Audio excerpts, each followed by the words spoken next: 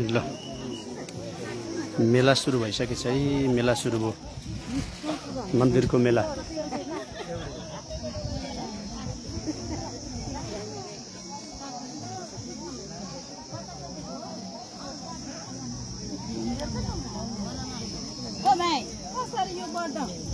भने भिडभाड त गजबले बढ्छ टाट त होइन, खिचेको छैन छैन। यो दुना कति हो दिनु न? दुना मात्रै ठुलो ठुलो छ यहाँ कता अनि ठुलो यता टपरी भन्नु नि त। ए टपरी कतिवटा?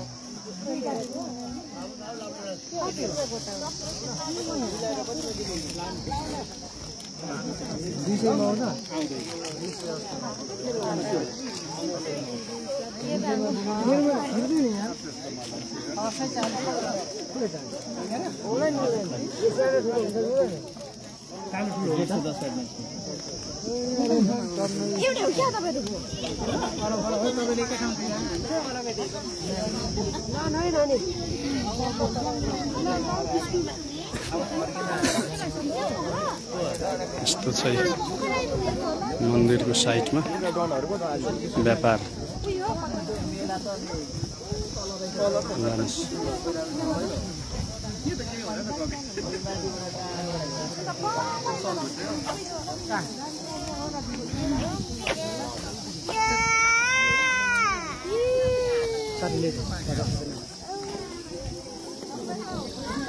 यतिको ठाउँमा यो भिडभाड हुनु राम्रो हो।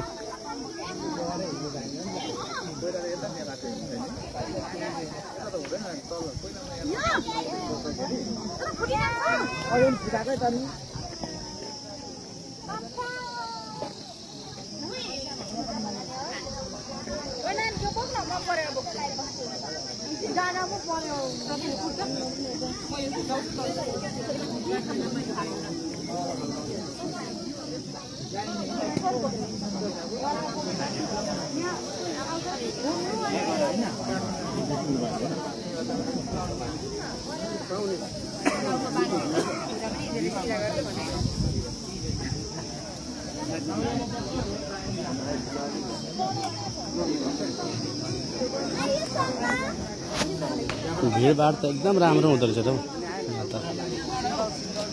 एकदम लाइनमा छन् पल्लोपट्टि त। तपाईहरु कहाँबाट आउनुभयो? हजुर जोरपाटी के भनेको त हो? भनेपछि यो साइडबाट यही बाटो आउनुभयो हो? म लाइभमा छु ल थोरै। वर्षपछि आउनुहुन्छ? लगभग 3-4 वर्ष हो। वर्षपछि आउनुहुन्छ है? यहाँको विशेषता थोरै बताइदिनु न। तपाईहरु के विश्वासले के आस्थाले आउनुहुन्छ यहाँ? यहाँ चाहिँ पहिला बुढोहरूको कथा सुनेको थिएँ। हजुर। यहाँ चाहिँ यो मन्दिर बस्नुभन्दा पहिला चाहिँ एउटा सुँगुर भएर चाहिँ यहाँ विदौसम्म चाएर हिँड्थ्यो अरे। ए मतलब यो ठाउँमा सुँगुरको रूपमा बिगार गर्दै अनि सबै लगाएको फलफुलहरू सबै खाने अनि सबैजना चाहिँ भेला भएर ल यसलाई अब सिकार बनेल थियो अरे। बनेल भएर हजुर। अनि ल यसलाई चाहिँ अब मार्नुपर्छ भनेर चाहिँ उठेसँग आउने। हजुर। अनि उठिसकेपछि पछि ठ्याक्कै गोली हान्दाखेरि यही ठाउँमा चाहिँ शिला भएर बसेको भन्ने चाहिँ सुन्नमा मतलब किंवदन्ती त्यस्तो छ। मन्दिर त पुरानो रहेछ नि, हेर्नु त त्यो काठमा कुदेको होइन, त्यो टुँडालहरूले पनि बताउँछ मन्दिर त धेरै पुरानो रहेछ यो। अनि यो चाहिँ त्यो भएर तपाईँले मन्दिर स्थापना। अनि यो के वर्षमा एकपटक मात्रै खुल्ने त होइन नि यो? होइन, खुल्नु त कि यो पुजारीको अभावमा हो कि के हो? यो त हामीले यो पूर्णिमाको मात्रै खुल्छ यहाँ। खुल्छ है? यो बिहान योभन्दा बढी तपाईँहरू आउनुभयो कति घन्टा भयो यहाँ? म यहाँ आएको 1 घन्टा भयो। 1 घन्टा भयो। भिडभाड यस्तै छ है? यतिकै छ अहिलेसम्म। ल धन्यवाद।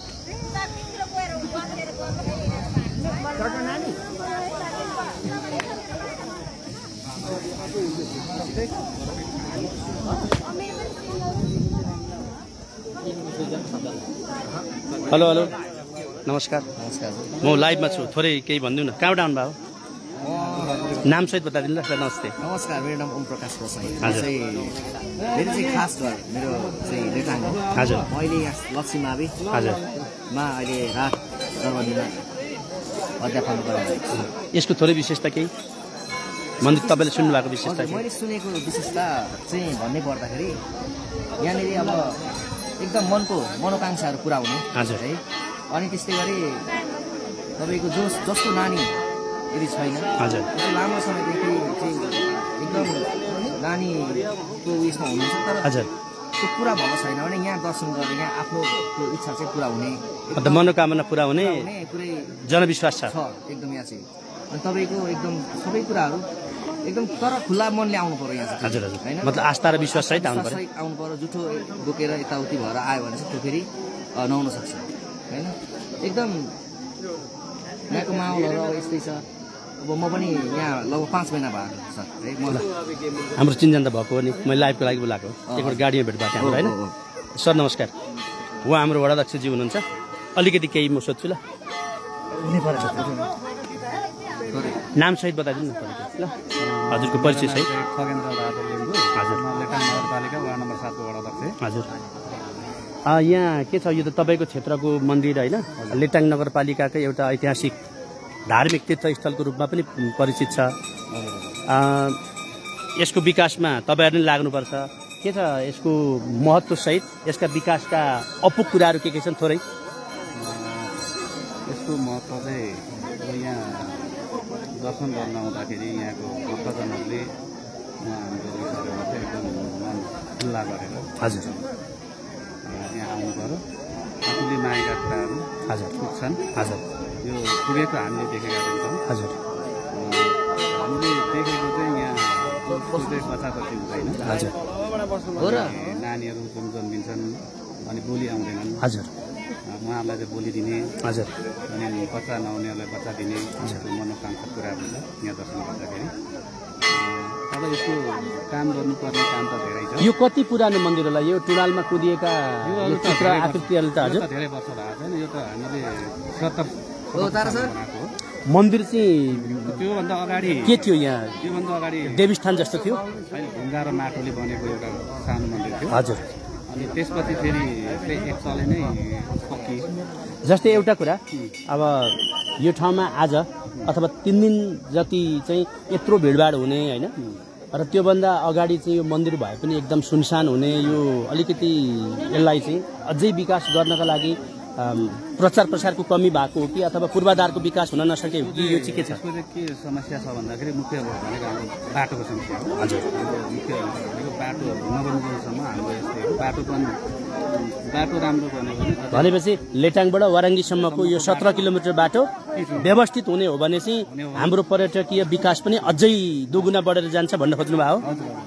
अनि त्यसको साथै हाम्रो भौतिक पूजाहरू अझै बनाउनु पर्छ यसलाई। हजुर यहाँ एउटा पुजारीको अभाव पनि देखियो पुजारीको होइन त?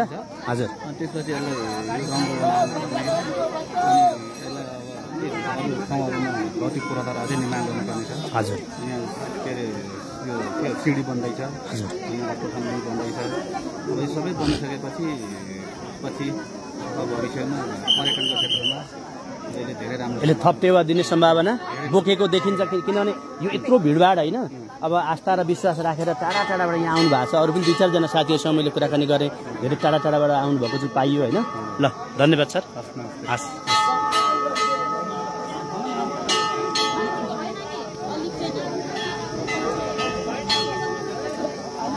भिडभाड छ, यति बिघ्न भिडभाड छ मान्छेहरूको यो मन्दिरमा चाहिँ।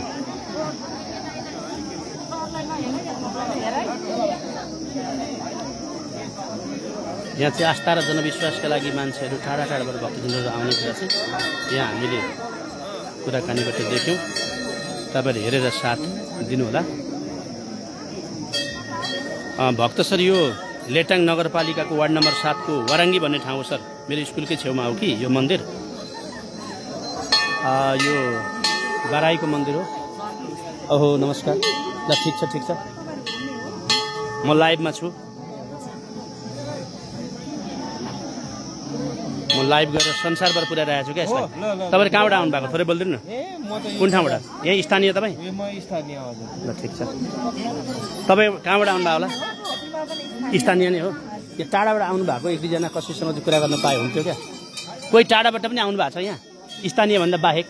म चाहिँ झापाबाट आएको अथवा चाहिँ सुनसरीबाट आएको भन्नेहरू कोही हुनुहुन्छ भने थोरै बोलिदिनु न, किन पक्कै पनि पहिलोपटक त आउनु भएको होइन होइन? हो, धरानदेखि हो। ल आफ्नो परिचय सहित थोरै राखिदिनु ल, आखिर उभिनै पर्छ। हजुर, धरानबाट आउनु भएको पहिलोपटक हो कि अघि पनि आउनुहुन्थ्यो? के छ यो भाकलको विषयमा चाहिँ अलिकति बताइदिनु न। यहाँ भाकल चाहिँ पुग्ने कुरा पनि जनविश्वास रहेछ होइन? यहाँ गरेको भाकल चाहिँ पुरा हुन्छ भन्ने कुरा पनि सुनियो। हजुर हजुर, ल ठिक छ है। यहाँ मैले 2-4 जना साथीहरूसँग कुराकानी गर्दाखेरि यहाँ गरिएको भाकल चाहिँ यहाँ आइसके पछाडि पुरा हुन्छ भन्ने खालको एउटा जनविश्वास पनि रहेछ होइन? अब हामीले मन्दिरतिर आउने त विश्वासकै आधारमा हो है। ल धन्यवाद तपाईँलाई।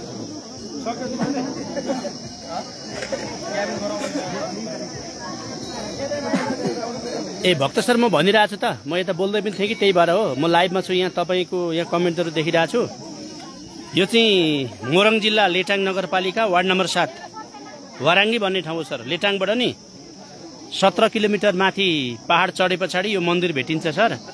यो चाहिँ बराजीको मन्दिर भन्ने र चाहिँ छ, एकदम भिडभाड छ आज। यो चाहिँ कार्तिकको पूर्णिमामा यो मन्दिर खुल्ने र यहाँ चाहिँ मेला लाग्ने गर्छ र टाढा टाढाबाट चाहिँ यहाँ भक्तजनहरू आउनुहुन्छ। आउनुभएको देख्नु भएकै छ। यसरी बहुत भिडभाड छ। यो बिहानदेखि नै हो, लगभग 6 बजेदेखि यो भिडभाड सुरु भएको छ। यहाँ यता पनि तलदेखि हुनुहुन्छ धेरैजना। व्यवस्थित छ सर। भक्त सर आउनुहोस्, बिहान आएर बेलुका गइहालिन्छ के छ त। के छ मन्दिरभित्रै हो? ल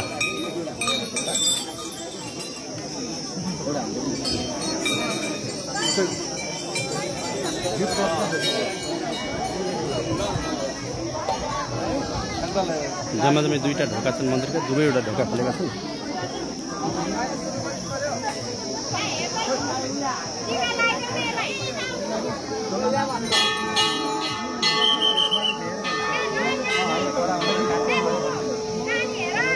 यसलाई चाहिँ अझै प्रचार प्रसार गर्नु पर्यो क्या?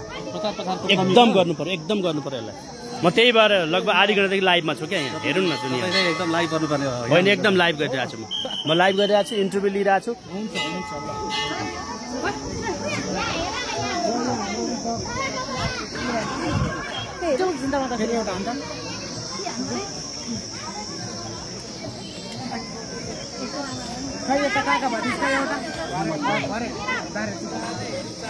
ल हेरेर साथ दिनु होला,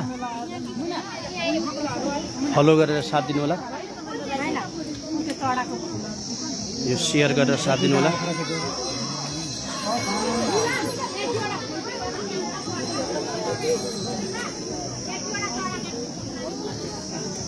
हाम्रो पर्यटनको सम्भावना बोकेको मन्दिरहरूको बारेमा बताउँदैछु। यसलाई चाहिँ सेयर गरेर संसारभर पुर्याइदिनु होला है साथीहरू।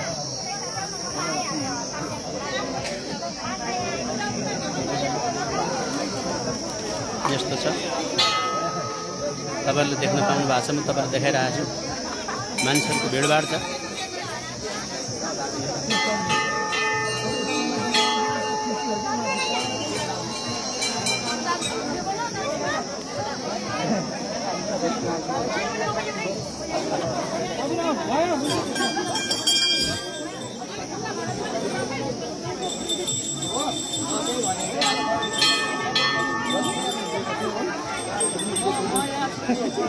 यो भिडभाड कति बजेदेखि भाइ? 6 बजे यत्तिकै छ है? मतलब आउनै पनि त समय लाग्छ, यहाँ त आइपुग्ने समय लागिहाल्छ। बाटो सुक्खा भयो अहिले? ठिक छ बाटो? अब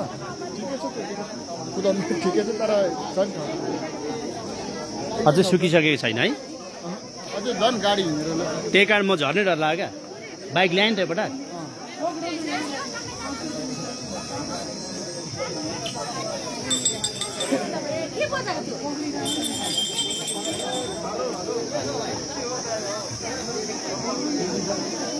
अहिले निकै भिड हुनु थाल्छ।